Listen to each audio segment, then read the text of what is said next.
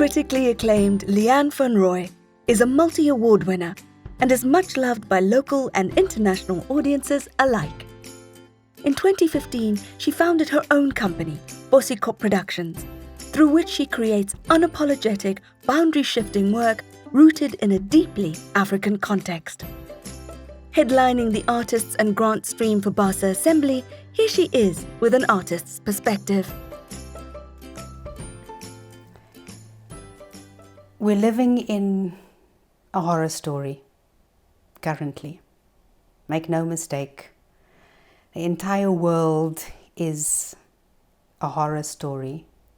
We might be at level 1 in South Africa, but every single one of us here, I think we're all aware of the fact that at any point we can have a My Fellow South Africans discussion with our president, and we can go back to a level 5, a level 4, a level 3, a level 2 at any point. So now this horror story, we've all watched horror stories. They have various choices as we go through the story. And my favorite choice always is when the main protagonist or the hero of the story is at the bottom of the stairs, and in front of them is the front door, and behind them is a flight of stairs. But we know it's only 5 minutes, 10 minutes into the story. We can't end now by opening the door and going out. So what do they do? Choices. Generally, back up the stairs and the story goes on. So why do you go back up the stairs again? You go back up the stairs again because you're going to a place that you know, a place of safety, a place that you always go to when you're feeling threatened, when you're feeling unsafe, when you're feeling that there's harm all around you, especially if the harm is something that you can't see, that you can't feel, and that you might possibly die. And if you don't die, somebody else around you might become infected and have to leave this life and carry on for the next one. So the horror story as a genre has 2 core emotions. The one is fear, high fear, and the other one is high anger. When presented with a situation, you basically have 2 options. Do I stay and do I fight? And you access the anger, you suit up and you fight. Or alternatively, you decide, I'm done, I can't do this. You pause, you turn around, and you flee. So, the choice is always up to you in any given situation. This climate of horror that we find ourselves in is incredibly highly reactive on all different spheres, whether it's in social media, whether we're at home, in our home lives, with people that we love and people that we trust and people that we don't know. Everything is highly reactive at the moment. It's like everybody's sitting on a time bomb waiting to go off. And everything is under severe inspection all the time. So what has COVID done? For me, I can only speak for myself. It's taken away my sense of touch. It's an important sense for me. It's one of the first things that you learn when you're a baby in the womb is your sense of touch, your body up against something else. We're not allowed to do that unless we've been highly sanitized. Even the soles of our feet in some venues get sanitized. And the sense of touch for me is really important as an artist because it signifies to me where I end and where you begin. Where I end and where the chair begins. Animate and inanimate objects. It's also taken away my voice. everybody's wearing masks. So how can we hear what the other person is saying so that we can respond appropriately, especially within a massive social gathering? For me, the most important thing ever is a sense of connection. So we only have a way of connecting via our eyes, via a keyboard, whether it's a Zoom lens pointed in our face or a Teams meeting where everybody is sitting in their own little pockets of home, trying to communicate, trying to make a connection, trying to carry on with their daily lives. It always takes me back to a feeling of trying, this question mark. Trying, am I enough? Am I trying hard enough? Am I good at what I'm doing? There's always this reflection back at you again going, maybe you don't look so good today, or maybe you should try a little bit harder, or that wasn't very nice when you look back at whatever the video was that you had to record your speech for the day. When I first started in the industry more than 20 years ago, we started off with cattle calls. Everybody would go down to a casting or an audition, and you'd get a number and you'd wait in line. And I always remember the feeling of, am I enough? Am I going to bag this job? What do I need in order to get this job? Because my rent needed to be paid, I needed to eat, I needed to make a living, basically. And I always felt like a big black dot when alone. And then with absolutely everybody around me thinking, I feel like a little black dot. Because invariably I'd be stuck in a line of the most beautiful women ever, tall, leggy models. And I always remember thinking, whew, what are you doing here? You're not beautiful enough. You have a skewed tooth. Your boobs are too big. Your bum's too big. This constant questioning of who I am, of what I am. And I remember being at one particular casting where this most beautiful woman walked in at the door, and she went up to a board where the brief was held, read the brief, and there were some lines that we had to learn, a conversation that needed to happen. And she, at that point, turned around, called her agent, and started screaming and yelling at the agent. And she was saying, there are lines to be learnt. There are words with this casting. I haven't been given time to learn these lines. And I suddenly thought to myself, hang on. Here's your power. This is what you've trained to do. You know words. You know how to communicate the words because it's something that you studied to do. And suddenly I felt, okay, all right. Not feeling like a little black dot anymore. Because I knew what my power was. That I was moving towards feeling like I was enough. Now, with actor training, we get given a script, generally. And the script will have the script writer's words on the page. And it's our task to look at the text and to lift it up out of the text and turn it into 5D. 5D because you need to know what's happening above your head and underneath your feet at the same time.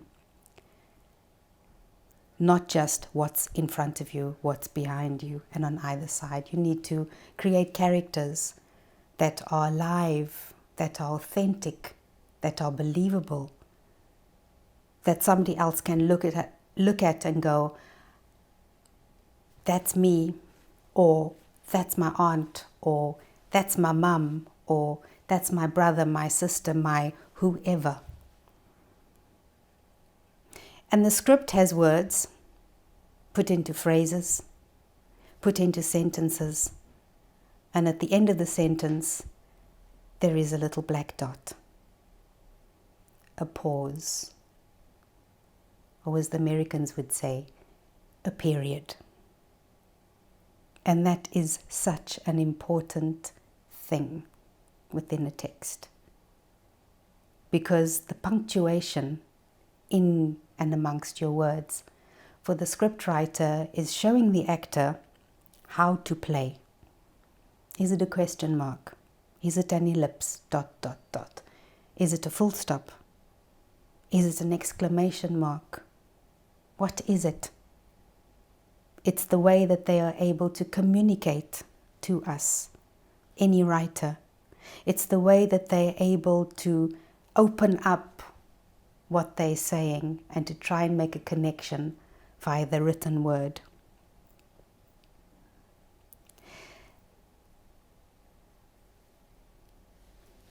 Growing up during apartheid, I had no idea that I could feel offended.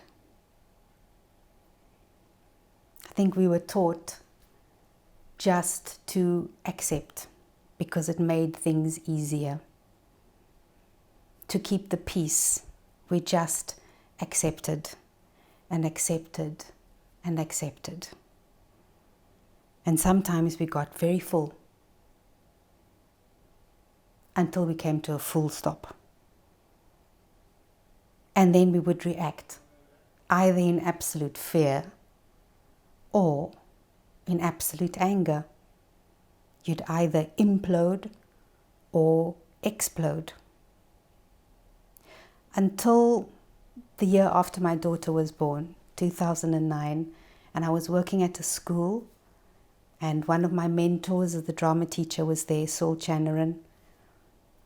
I remember having a conversation with him, and him saying to me how offended he felt that one of the students had spoken to him in such a horrible way.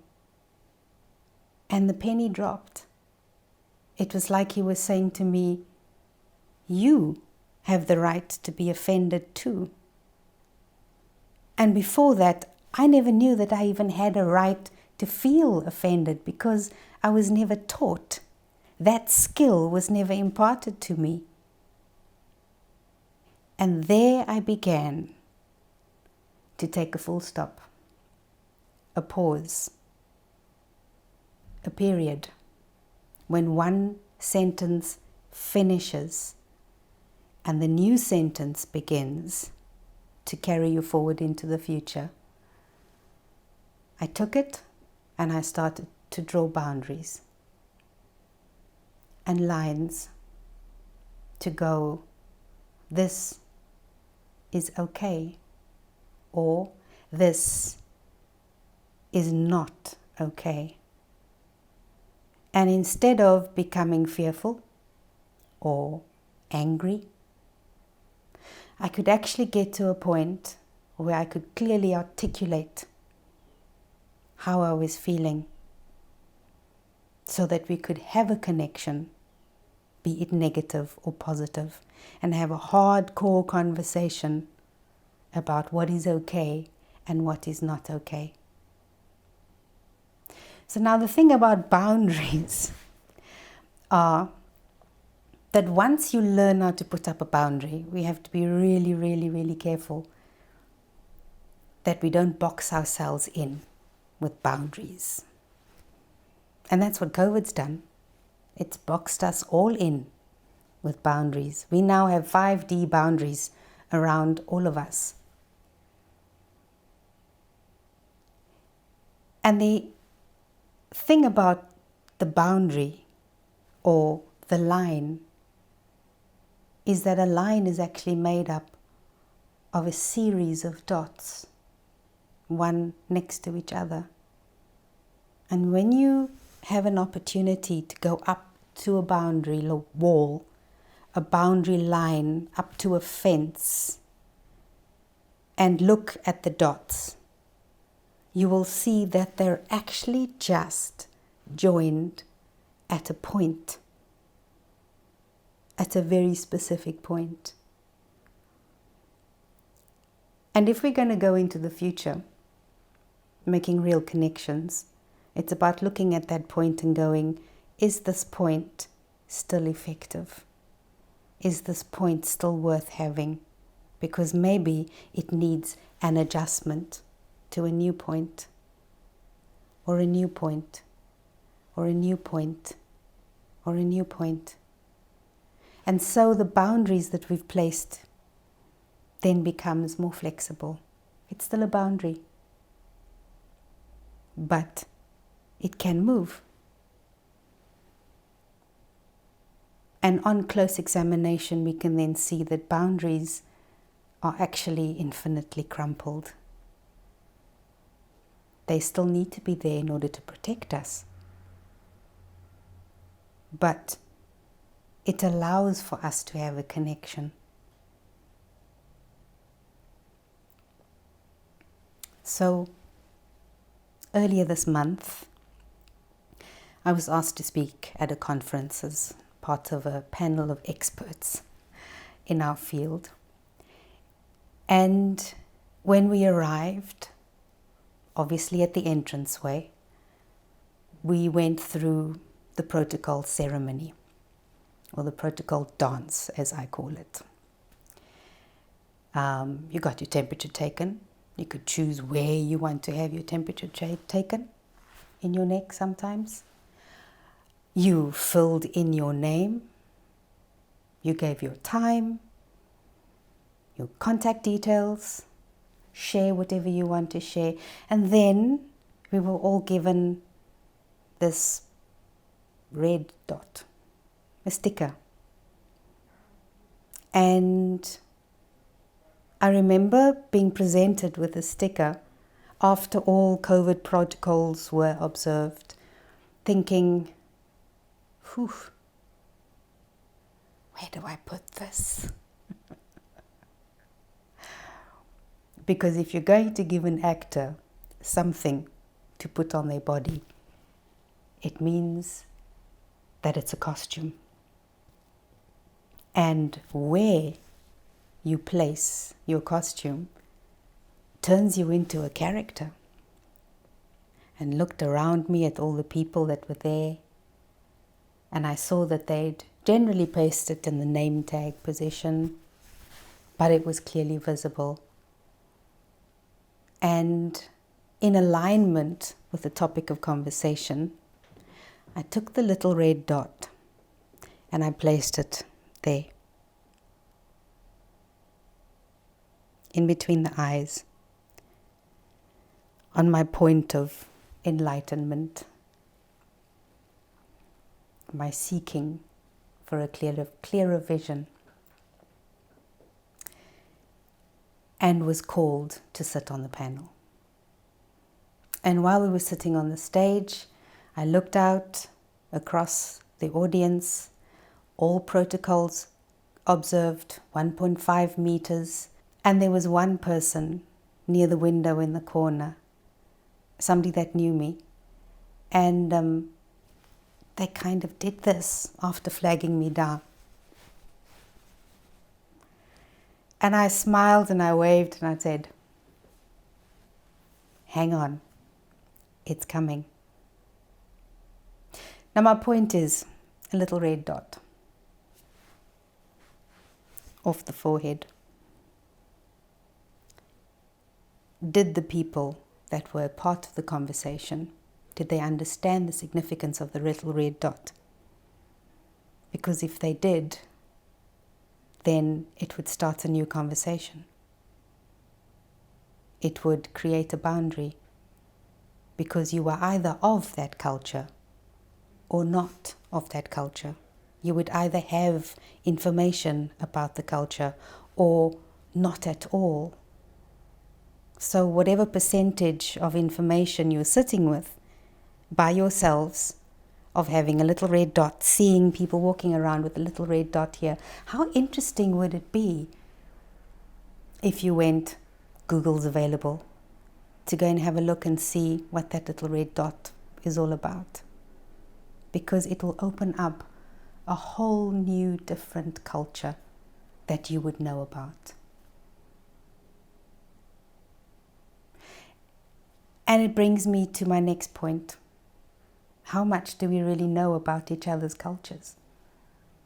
When you see a man or a woman walking around with a little red dot here in the middle of their foreheads, how much do you really know about the significance of why that little red dot has been placed on their third eye? And my challenge today is that if we all had a little bit more cultural intelligence, if there was more understanding about each other's culture, we would feel less offended. We would be less reactionary. We would make far less assumptions and ask more.